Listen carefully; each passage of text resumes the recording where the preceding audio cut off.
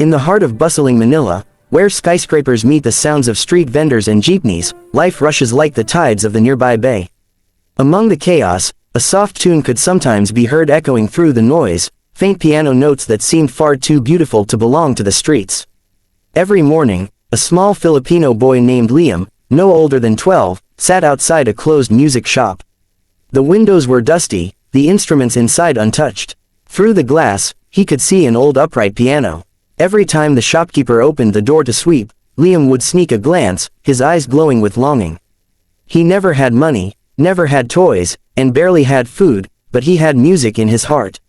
One cloudy afternoon, as he wiped the sweat off his forehead, he saw a sleek black car stop across the street. The door opened, and a tall, elegant woman stepped out, wearing designer sunglasses and a diamond necklace that sparkled like it owned the sun. She was Clarissa Del Monte, the wife of one of Manila's wealthiest businessmen.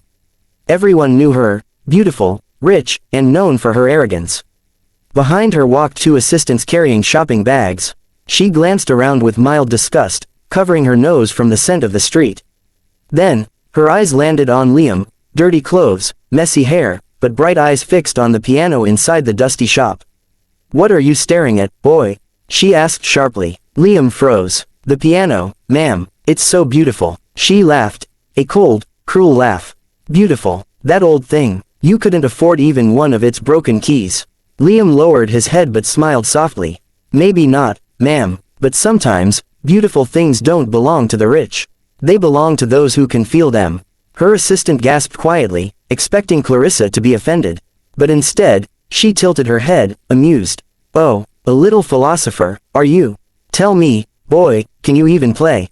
Liam hesitated. "I've never touched one before. But I know how it should sound. I hum songs sometimes and imagine the keys." Clarissa raised an eyebrow, intrigued. "Imagine the keys? That's rich. All right, little dreamer, let's make it interesting. If you can play this piano, I mean really play, I'll adopt you." Her assistants laughed. One of them whispered, "Madam, he's just a street boy. He doesn't even know middle C." But Clarissa smirked. "Exactly, it'll be fun." She turned to the shopkeeper, tossed a few thousand pesos his way, and said, "Open the door. Let's see if the boy can impress me." Liam's heart pounded. The shopkeeper unlocked the door and pushed the piano slightly forward. The smell of dust filled the air. The piano was out of tune, some keys chipped, but to Liam, it was magic. He took a deep breath and sat down. His fingers trembled as they hovered above the keys. Clarissa folded her arms. "Go on then, maestro." At first, the sound was rough. The keys clanked like old bones.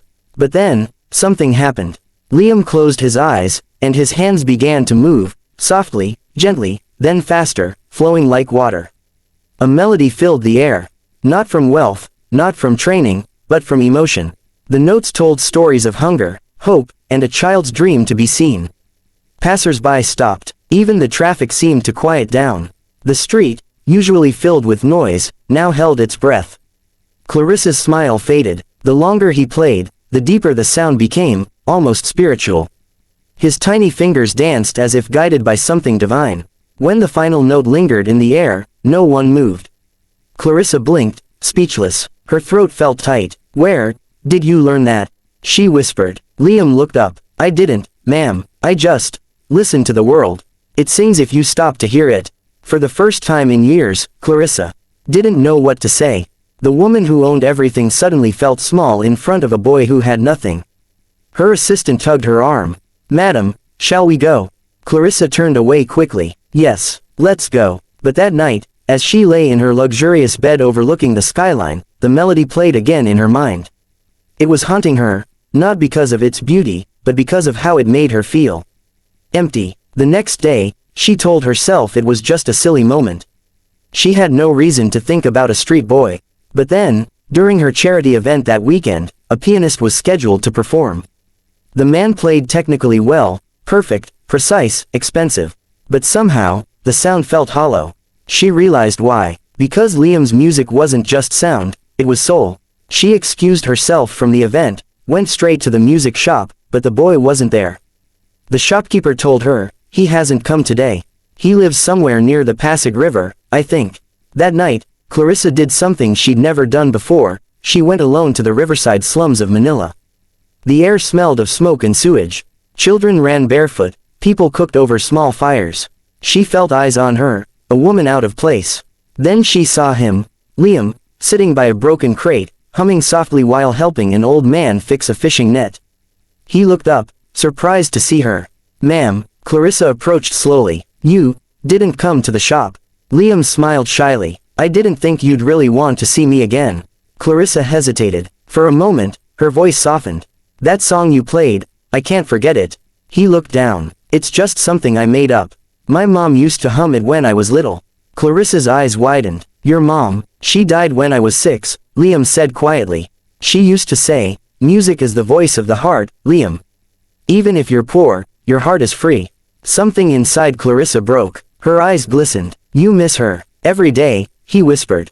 "But I still hear her sometimes, in the songs I make." Clarissa stood there, silent. For the first time, she didn't feel like a millionaire.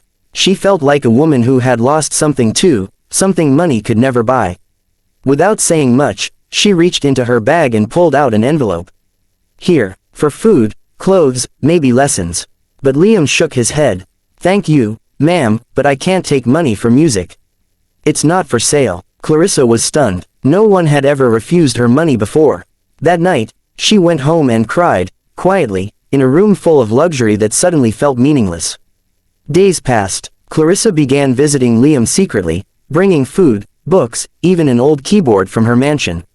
He resisted at first, but she told him, think of it as a gift from a friend. Slowly, they formed a bond. She watched as he practiced every day, teaching himself songs by ear. His fingers grew faster, more confident. The street boy who once dreamed became an artist. One evening, Clarissa brought him to a quiet concert hall her husband owned.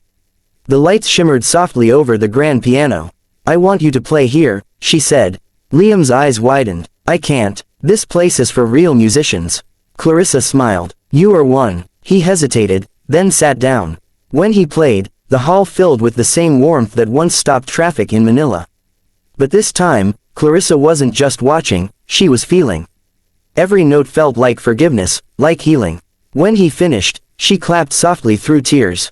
"You've given me something no one else ever could," she whispered. "What's that, ma'am?" "Peace," she said simply. "I spent my life buying everything, except the one thing that makes life worth living, love." Liam looked at her kindly. "Maybe you still can, ma'am, you just have to listen again." Clarissa took a deep breath. For the first time, she listened, really listened, to the world around her. Weeks later, she made a decision that shocked everyone.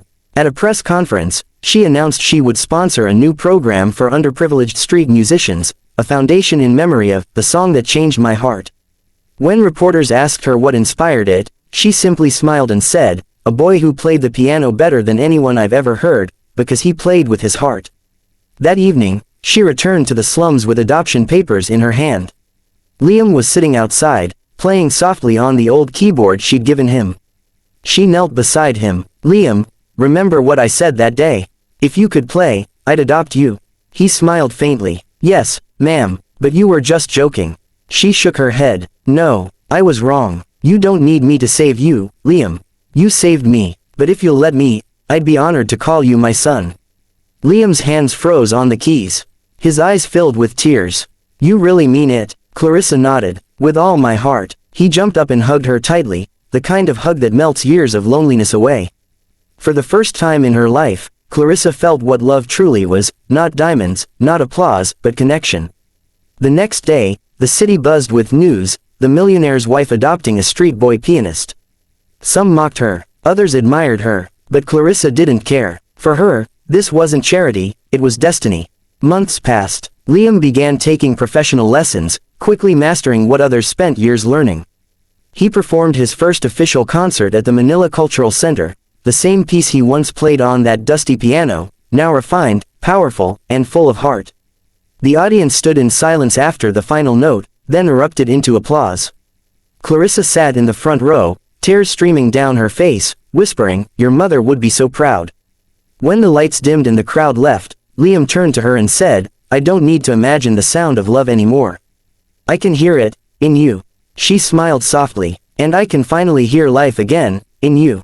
From that day, the foundation grew. Dozens of street children found homes, pianos, and voices.